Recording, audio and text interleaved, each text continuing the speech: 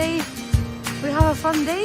I'm gonna join some of the scientists that are studying the puffin populations around Iceland, and we are going to Lundin here in Húsavík, which is one of the biggest colonies of puffins actually in the whole country. So I'm just gonna take my camera, the binoculars, and I'm just ready to join them.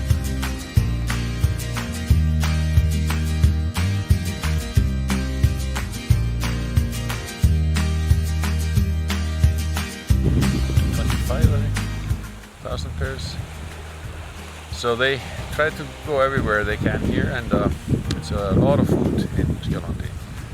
And most importantly, perhaps, is because the plankton bloom here is very early. So the sea here stratifies earliest around Iceland everywhere.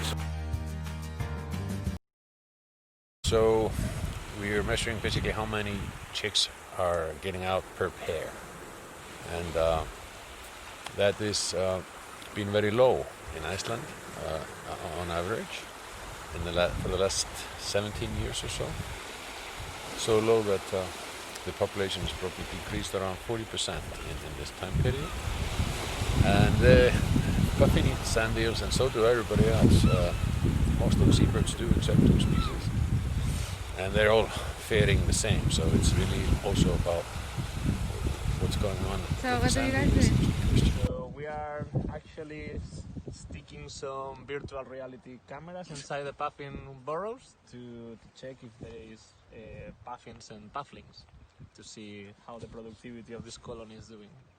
614, puffin, chick, and I will go with medium to not destroy the average.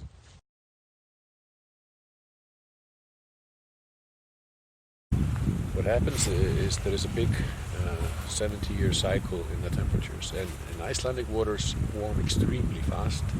Then this goes into a warm phase, which lasts for 35 years, and then you have the cold phase for 35 years.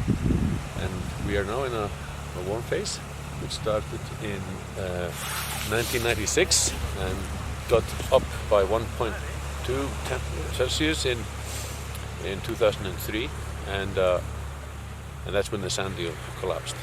We can tell actually that,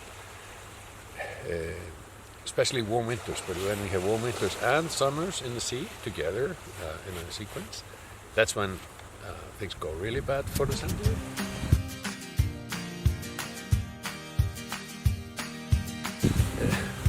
So it's a tricky question.